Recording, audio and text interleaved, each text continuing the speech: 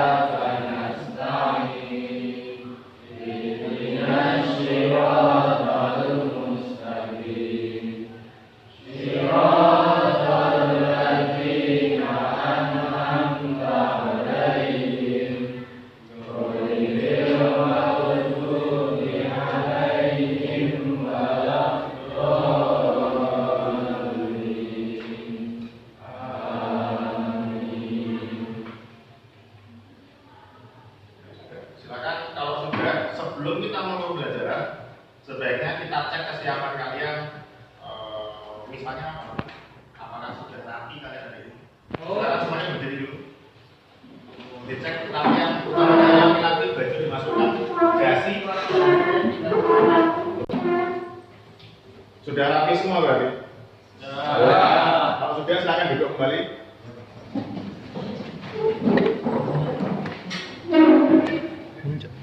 Hari ini yang tidak masuk siapa? Oh, banyak Pak. Banyak sekali. Banyak. Kenapa nggak masuk? Siapa? Ya, Farid, terus Sakti, Yuma, Andreas, Khalifatul, dan Rani lah. Saya sebagai ketuanya. Siapa dia tadi? Farid. Sakti, Yuma, Andreas, Khalifatul izin, Rani izin. Ya, oke. Ini keterangannya apa yang 5 orang yang nggak masuk tadi? Ada sakit, Khalifatul izin, Ya, Rani izin. Rani izin. Terus yang laki-laki itu semua Ada yang mau menyusul sejak 3 teman kalian ini? waduh. Jadi walaupun itu tetap harus masuk. Iya. Mau jadi apa? Jadi Arema.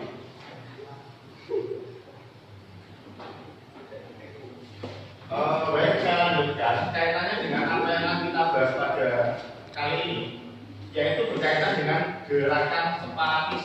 Apa itu gerakan separatis? Gerakan separatis itu adalah ada pertanyaannya? Kalau Pemberontakan Pak.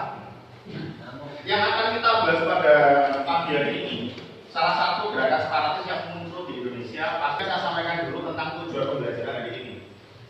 Tujuan pembelajaran hari ini harus disampaikan kenapa? Supaya nanti kita tahu alurnya, kita harus melakukan apa pada pertemuan saat ini. Aris, kita tolong dibaca yang poin pertama, Aris.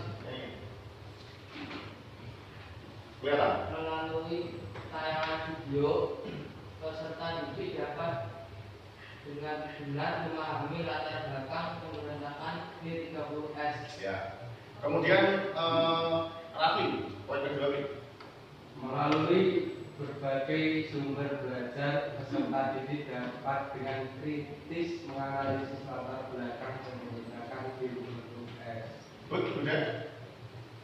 Melalui desain proyek, peserta didik dapat menggunakan berbagai macam versi dalam pemberontakan di 13. Ya. Terus Navio di mana tadi? Lihat apa? Tan. Melalui diskusi antara peserta didik dan pendidik, peserta didik secara kreatif dapat menyusun rancangan karya dan pembagian tugas serta mendata alat dan bahan yang digunakan untuk membuat karya tentang pemberontakan G30S. Ya. Poin kelima dari tujuan pembelajarannya yaitu dengan penerapan project based learning, peserta didik dapat membuat karya atau produk melalui aplikasi Canva berupa template, infografik, storyboard, video grafis dan lain-lain secara kreatif. Intinya pada saat ini nanti alur pembelajarannya adalah kita akan membuat suatu produk. Produknya apa? Produk yang berkaitan dengan pembelajaran.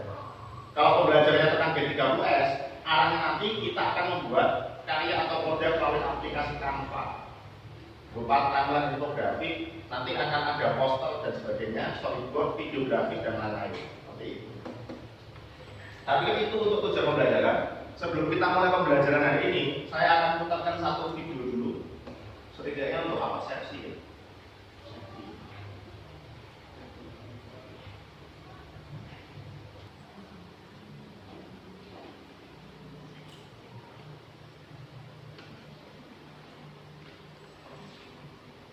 Dibahas aja dulu.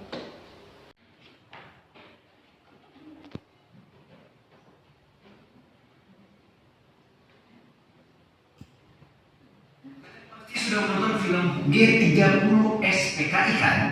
Selain meraup keuntungan luar biasa, film yang diproduksi perusahaan film negara atau PFN ini mampu menghipnotis di masanya, tak terkecuali pemirsa saat ini.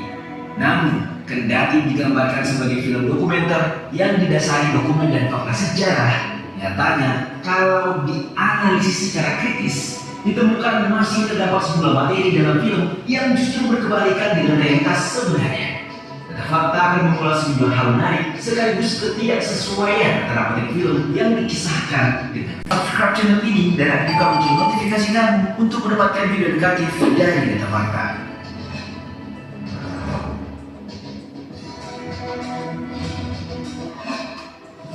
Propaganda Orde Baru. Apa yang terlintas di benakku usai menonton film ini? Yang pasti, film penumpasan pengkhianatan G30SPKI hingga saat ini masih menjadi kontroversi dikarenakan sejarah peristiwa Gerakan 30 September 1965 belum terkuak sebelumnya.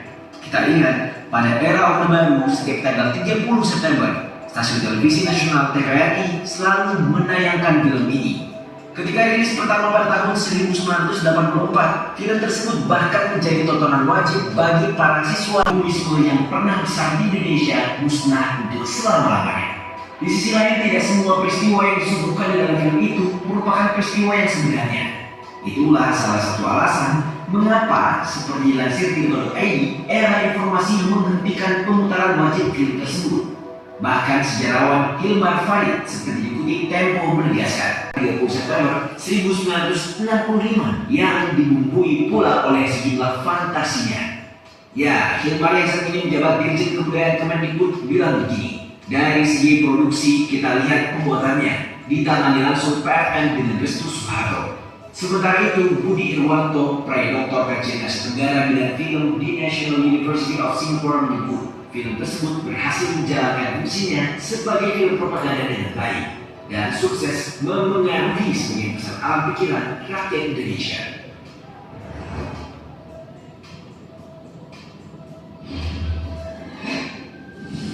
Sukses besar. Jawaban etika produksi tahun 1997 bahwa mutaran film ketika menembus angka 699.282 penonton di tahun 1984. di mana merupakan rekor terbesar saat itu dan bertahan hingga lebih dari 1 dasawarsa.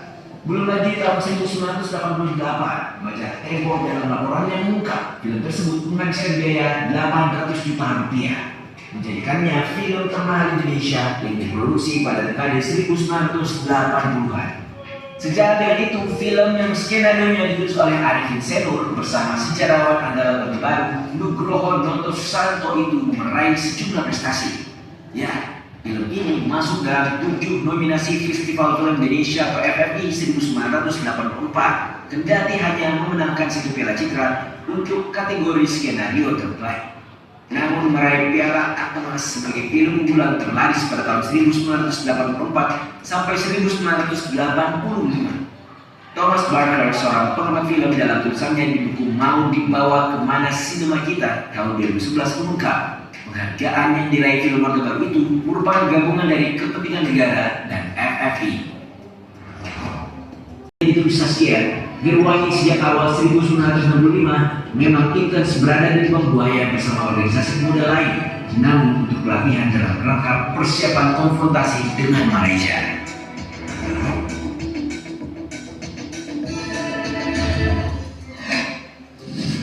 Peta Indonesia di ruangan Soeharto. Ini barangkali juga luput diperhatikan penonton, tapi coba diperhatikan lagi. Ya, terhadap scene unik sekaligus membingungkan dalam adegan yang menggambarkan sosok Soeharto saat tengah akan memimpin operasi pemulihan keamanan pasca coup di ruangan komando cadangan strategis Angkatan Darat atau Kostrad. Tampak peta Indonesia di ruangan itu sudah memasukkan Timur sebagai wilayah Indonesia. Padahal seperti yang diungkap sejarah peneliti Azmi Marwan Adam dalam buku Membongkar Manipulasi Sejarah Kontroversi Pelaku dan Peristiwa tahun 2009, di tahun itu Timur belum terintegrasi ke dalam NKRI. Azmi mengatakan jadi peta yang ada di sana bersifat anakronis atau ketidakcocokan kronologis yang tidak sesuai latar waktunya. Itulah sejumlah hal menarik terkait dengan pengupasan penghinaan G30 SPKI yang mungkin tidak akan pernah habis untuk dibahas. Bagaimana pendapat kamu?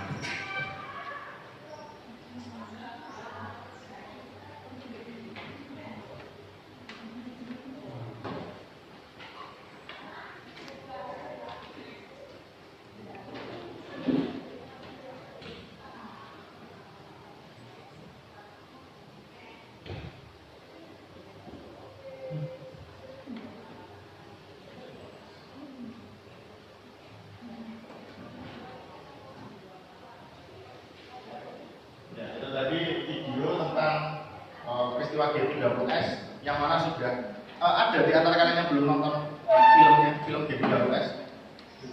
Sudah semua? Kalau sudah semua, pertanyaan dari saya, apa adegan yang paling kalian ingat atau dari film itu mana yang paling kalian ingat? Pada bagian apanya? Kenapa? Tangannya kenapa? Oh, tangannya dipotong. Oh, sebenarnya selain tangannya itu ada tangan foto. Apalagi di penembakan jenderal. Baik. Apa namanya? Disileti terus dia apa? Oh, dijungkir matanya sesuai dengan tadi ya. Terus apa lagi?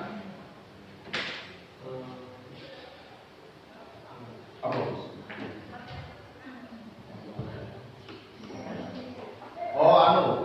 Jenderalnya didatangkan pertama. Terus apa lagi? Tertembaknya putra siapa itu? Tertembaknya putranya siapa? Putranya siapa? Nasution. Ya, namanya siapa? Putri. Namanya siapa? Ade Lima sebenarnya Nasution. Apalagi ada lagi? Krisis ekonomi. Oh iya, diceritakan ya di filmnya ya. Anti minyak tanah dan sebagainya. Ada lagi? Soekarno sakit.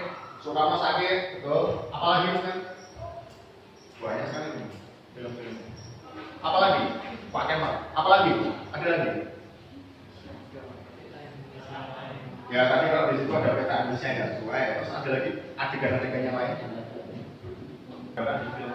Ya ada. Tidak. Ada kejanggalannya?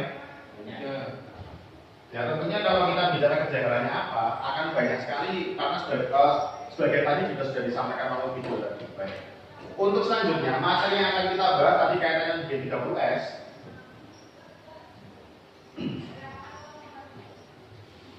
Awal pembelajarannya nanti, kalian akan saya bentuk kelompok.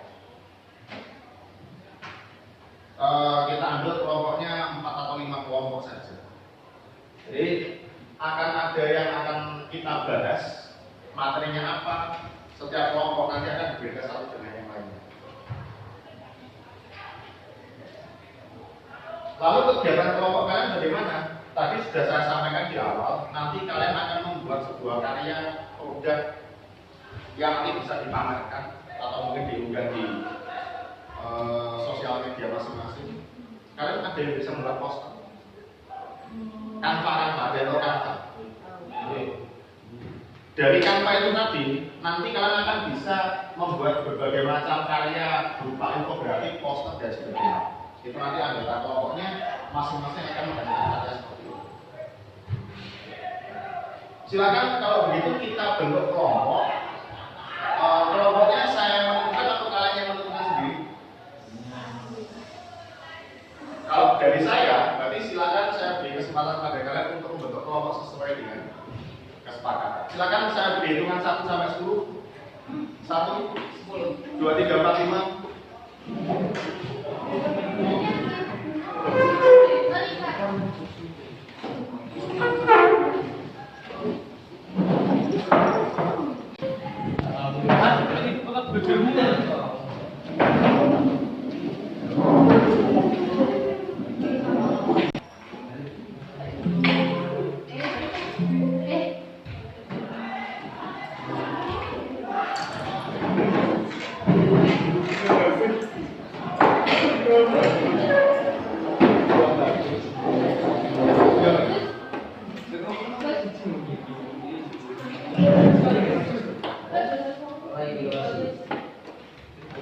Sudah semua?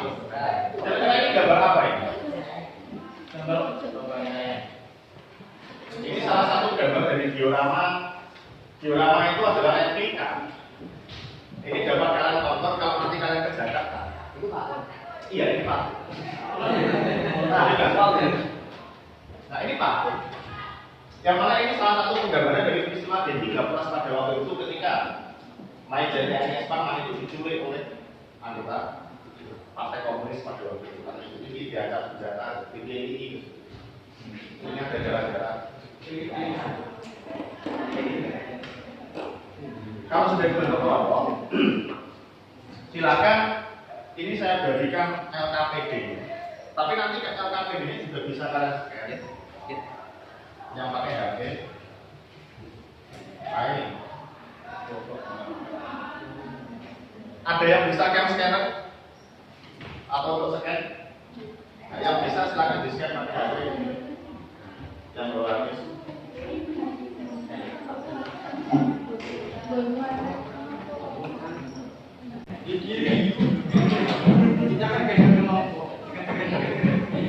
Kelompok 2.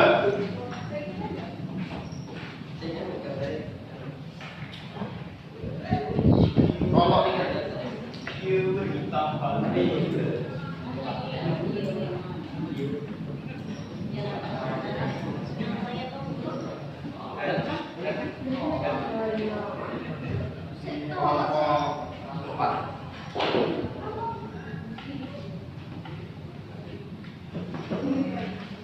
Silakan diskan dulu. Gambarnya. Maju Pak. Ya, maju. Apa ini salah? Diskan maju. Ini atau ini sama saja?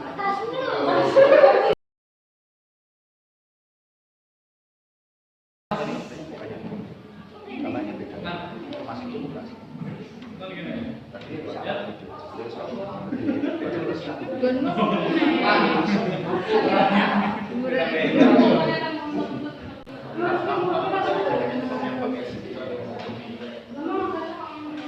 Berarti sudah kalian tadi, silakan tugasnya adalah di setiap kelompok permasalahannya. Kelompok pertama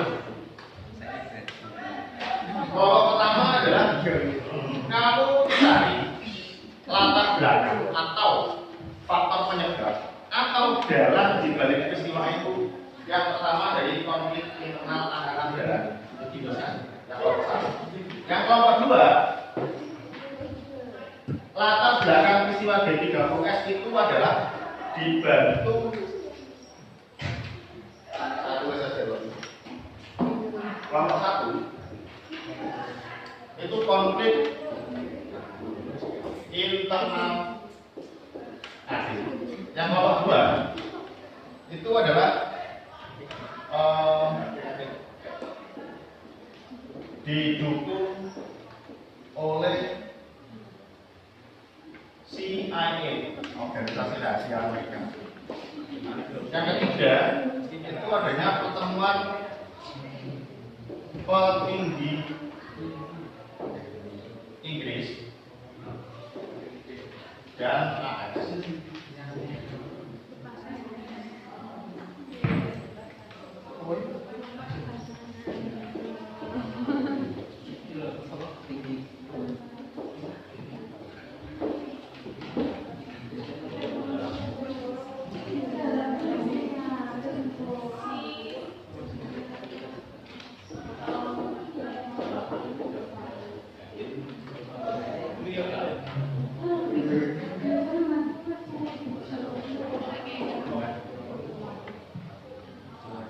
Yang kelompok pertama mencari tentang penyebab peristiwa G30S dari konflik internal angkatan darat. Yang kelompok pertama. Kelompok dua didukung atau latar belakangnya adanya peristiwa G30S itu karena ada campur tangan oleh CIA. CIA panjangannya apa? Cyber intelligence. Ya itu. Saya tahu itu intelligence. Yang ketiga, pertemuan petinggi Inggris dan AS yang menyebabkan terjadinya G30S konflik. Yang keempat, dalam G30S adalah Presiden Soekarno, dan yang terakhir dalam G30S adalah Maijen Soeharto. Padahal itu dia belum presiden, masih menjadi pangkostrat. Setelah kalian mendapatkan permasalahan sesuai dengan kelompok masing-masing, nanti hasil dari jawaban pertanyaan kalian silakan ditulis di dalam LKPD-nya. Di sini. Di sini kan ada dong, waktu adalah dalam G30S. Sesuai dengannya sudah mana? Nanti juga di situ. Saya jual boleh. Jadi sudah sesuai dengan kelompoknya 1-5. Kemudian setelah kalian menuliskan jawabannya tadi, kalian buat infografiknya. Jadi nanti akan ada dua pekerjaan sekaligus menjawab pertanyaan dan membuat infografik. Nanti akan kita presentasikan bersama-sama. Seperti itu. Ini sedang digoleki ini. Oh, ini. Mangga bagus kan? Banyak banget. Konflik internal. Konflik internal aja.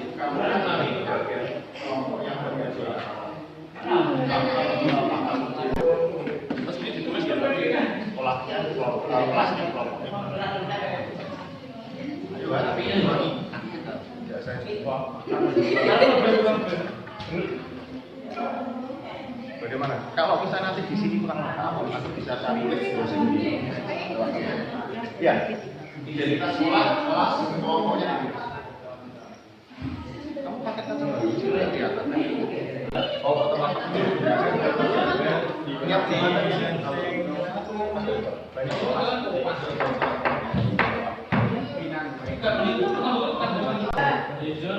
kalau misalnya di sini kurang, tapi kamu cari lewat dosen. Seperti ini betul-betul hasil pelakuan ini itu bisa sampaikan. Ayo foto ini. Foto ini. Kalau gua bagaimana sebagai siapa? Kalau sama ya, kalau misalnya di sini nanti nggak cukup, punya materinya berapa ya? Sama ya. Punya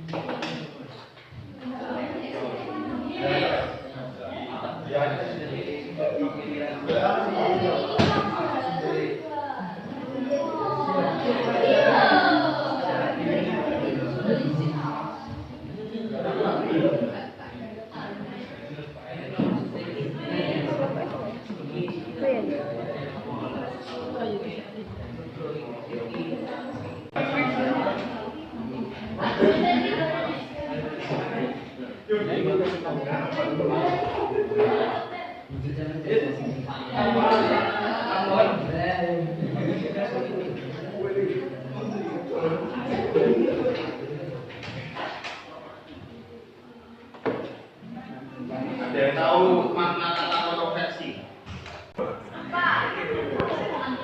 Biasanya dilakukan untuk apa, Bapak? Kamu ketemu kata propaganda dari mana? Propaganda itu adalah semacam ajakan atau himbauan untuk melawan sesuatu. Tapi biasanya konteksnya itu untuk menggerakkan agama. Jadi mengajak banyak orang untuk melawan sesuatu. Kalau contohnya mereka itu memperdayakan apa?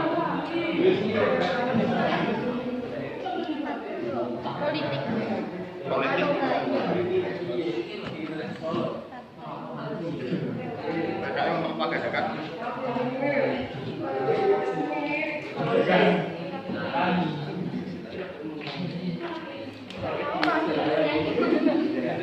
Biasanya sering dipropagandakan PKI itu adalah mereka menolak kelas-kelas sosial. Artinya di Indonesia itu mereka juga menginginkan semua orang itu kehidupannya sama.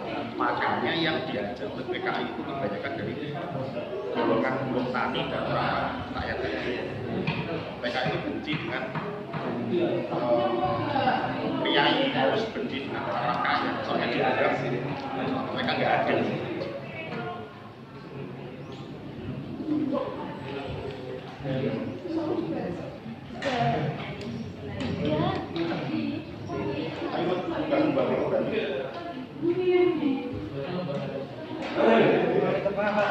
Nah siapa? Masuk saya nyuruh jam FS.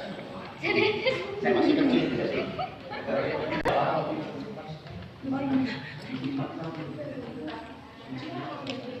Yuk. Menurut bukumu Buku lagi sekarang setengah. Ada ya, Teh.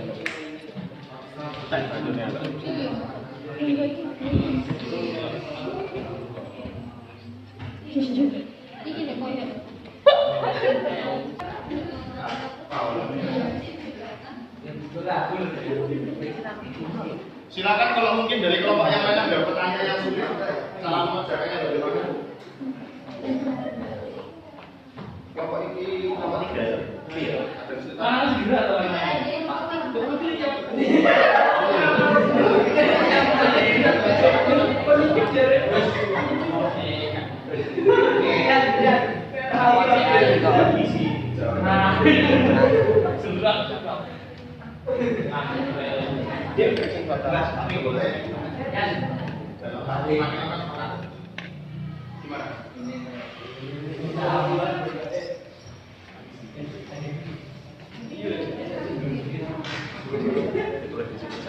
Cuma kan kalau misalnya kamu hanya nulis yang ini, ini kan kayaknya terlalu sedikit.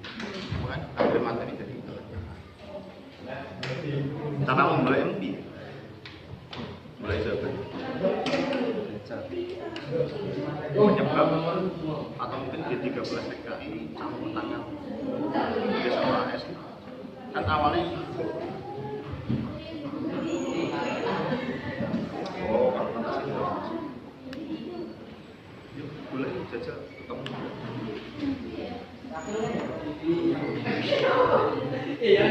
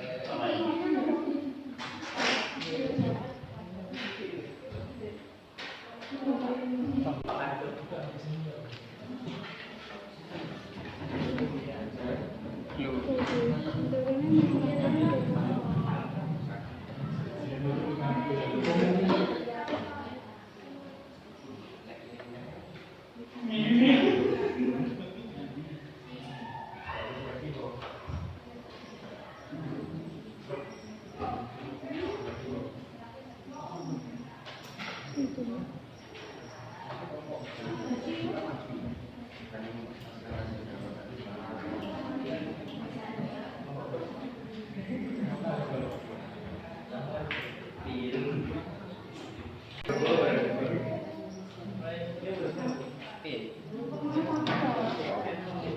setelah ini infografismu sudah sampai mana, Riz? Anu, Pak. Di HP? Sini, Pak. Berapa persen? 50 atau 60 atau 70? 50%. Kira-kira di batas waktu nanti sudah bisa presentasi? Insya Allah ya.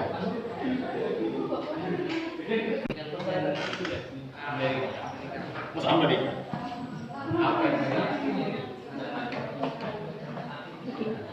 Bagaimana kalau biasanya berteman itu bukan gimana ya? Nanti Pak, menulis Infografisnya sudah berapa persen? 30. Soalnya 30.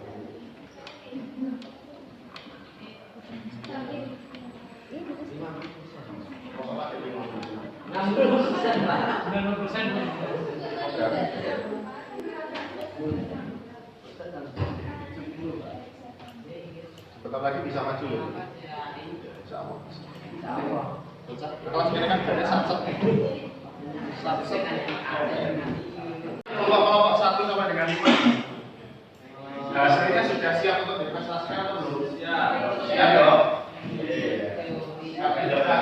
Tapi saya pikir waktu yang sudah dipakai tadi cukup untuk mempresentasikannya. Kelompok 2 bagaimana? Berani untuk maju?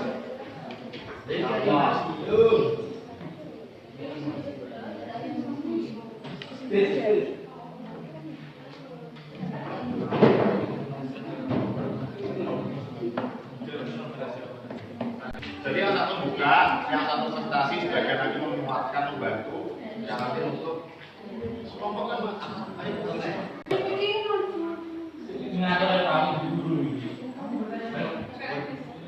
Assalamualaikum warahmatullahi wabarakatuh. Waalaikumsalam warahmatullahi wabarakatuh.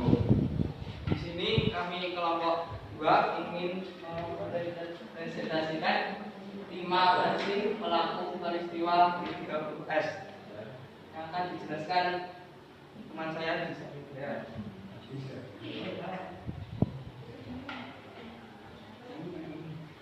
Konflik internal AD. AD terpecah menjadi 2 faksi. Kedua faksi ini sama-sama anti PKI, tetapi berbeda sikap dalam menghadap Soekarno. Peristiwa G30S dalam versi ini disebutkan bahwa G30S dijalankan oleh faksi kanan yang menghabisi anggota yang terlibat dalam faksi tengah agar bisa merebut kekuasaan. Soeharto telah mengetahui akan adanya aksi, namun beliau tidak satu-satunya pelaku utama peristiwa G30S adalah PKI dan dicantumkan dalam pelajaran sejarah hingga bertahun-tahun.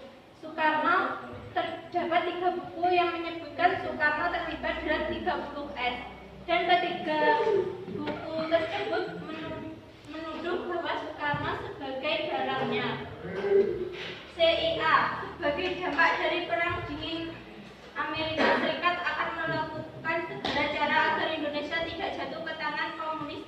AS diduga membantu TNI AD dengan bantuan dana untuk menggandakan KAP Gestapo. Sudah? Silakan. Lanjutkan. Ada pertanyaan? Ada, saya. Apa yang dimaksud CIA adalah dalam G30S PKI? Yang ini enggak usah. Pertanyaannya lagi yang agak jelas. Apa yang dimaksud CIA adalah dalam G30S PKI? Apa yang dimaksud? Katanya CIA adalah dalang dari peristiwa G30S. Pertanyaannya itu jawabannya gimana? Ketemu? Atau mau diambil? Kertas mana yang tinggal?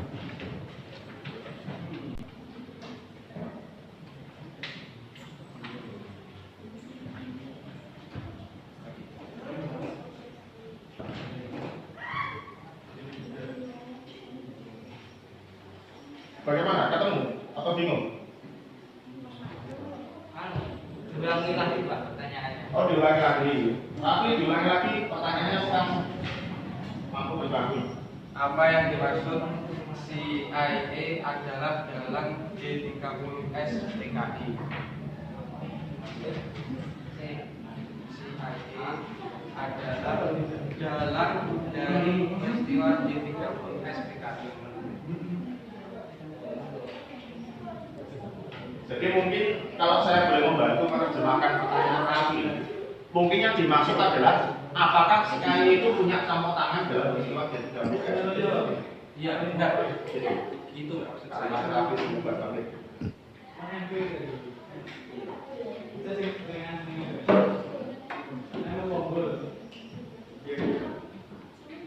Ada Pak. Ada, iya ada.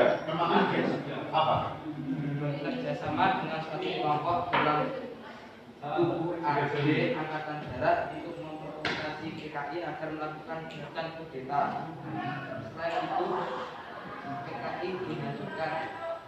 Tujuan akhir cerita adalah menjatuhkan kekuasaan Soekarno.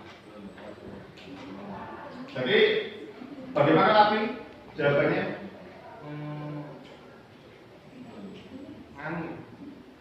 Ya Pak, benar Pak. Iya benar. Nah, Sudah cukup memuaskan dengan sudah cukup. ada lagi mungkin pertanyaan? Sudah cukup? Nah, kalau sudah cukup silakan bisa ditutup untuk kelompok 2 presentasinya. Sekian presentasi dari kelompok kami. Apabila ada salah mohon dimaafkan. Wabillahi taufiq wal hidayah. Wassalamualaikum warahmatullahi wabarakatuh.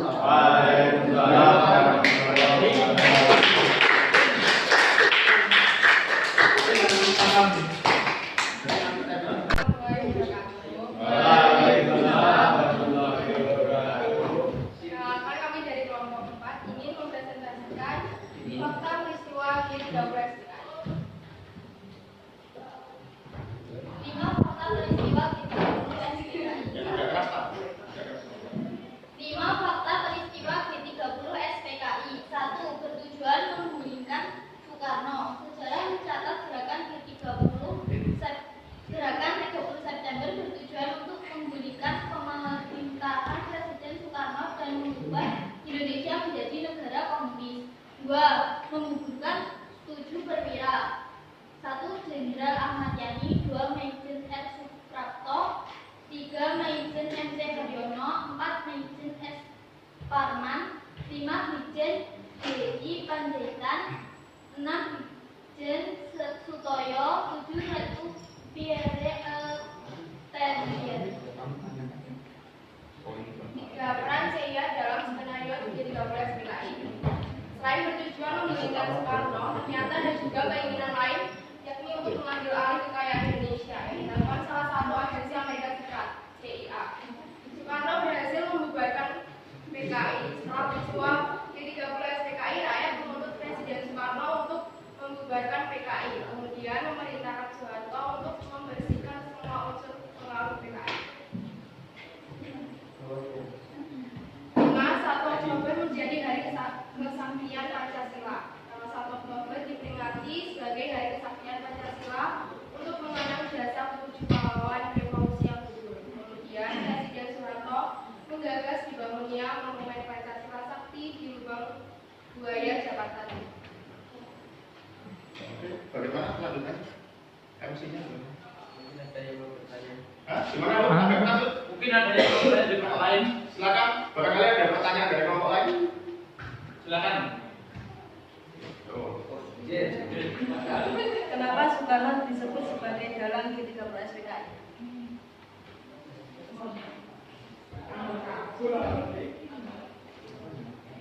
Karena berawal dari teori Anthony dan John Boone, teori tersebut diperkuat oleh pernyataan bahwa Soekarno meminta meninggalkan Jakarta sebelum seakan beliau tahu akan terjadi peristiwa esok harinya. Ternyata Soekarno menolak G30S.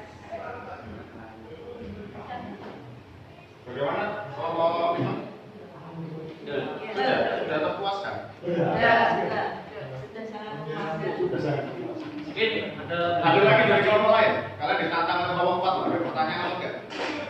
3. Kelompok 3 bagaimana? Mas Redi.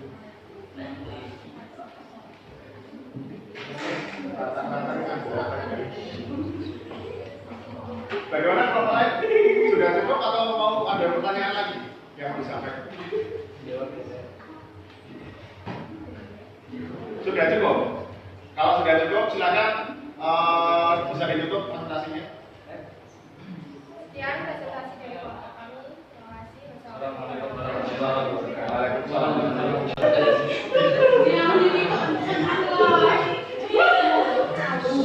Sudah. Tadi dari beberapa kelompok sudah melakukan presentasi. Kira-kira dari hasil presentasi kelompok teman kalian tadi, ada yang bisa membantu saya untuk menyampaikan kesimpulannya apa dari materi yang kalian pelajari? Bahasanya B3 itu ternyata bagaimana? Kalau dari kelompok 2 tadi bagaimana kesimpulan dari hasil masalah yang kalian jawab? Tentang bahwasanya si kaya ini tadi bagaimana?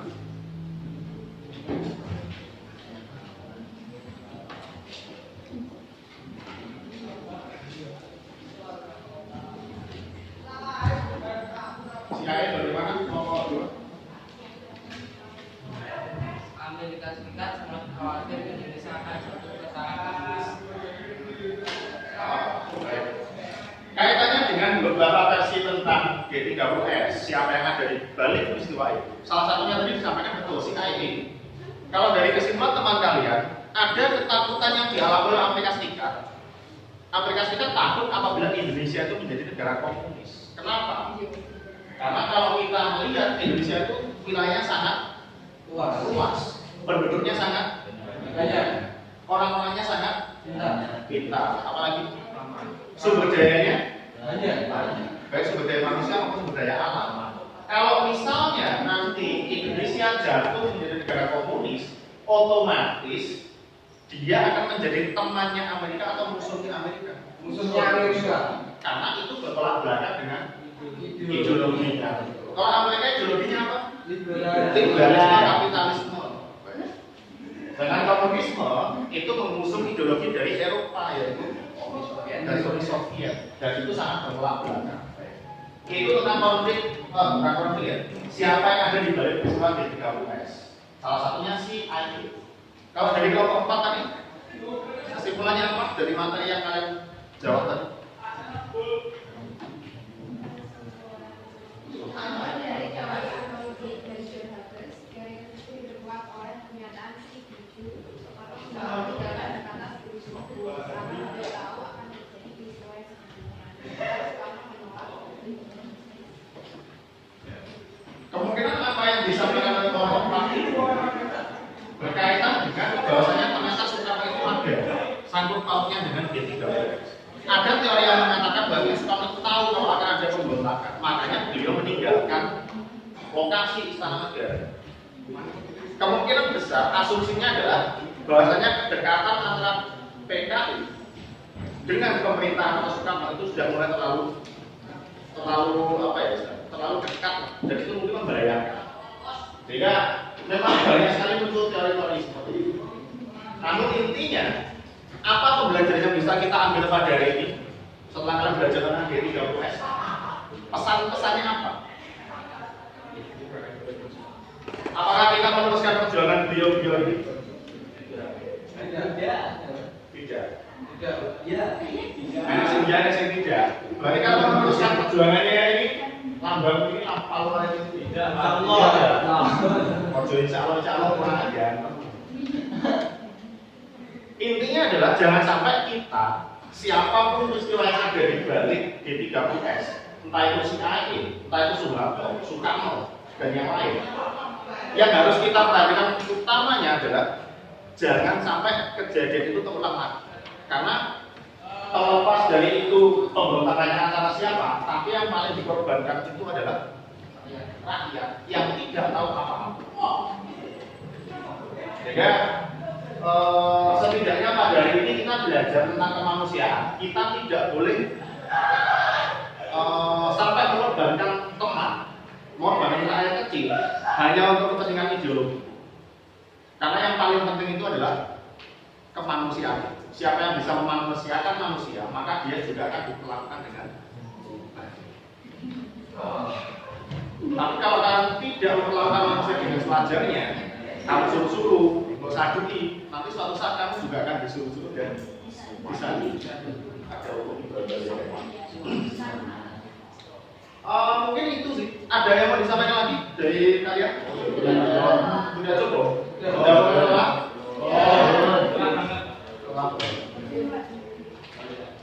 Kalau memang sudah cukup, hari ini mungkin bisa saya akhiri. Sebelum kita menutup pembelajaran pada hari ini, silakan dipimpin untuk berdoa terlebih dahulu. Tadi kelompoknya yang bagus, presentasinya itu dua-duanya bagus sih. Tapi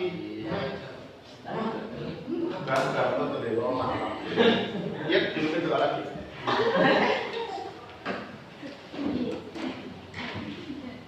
Yang berat, mulai.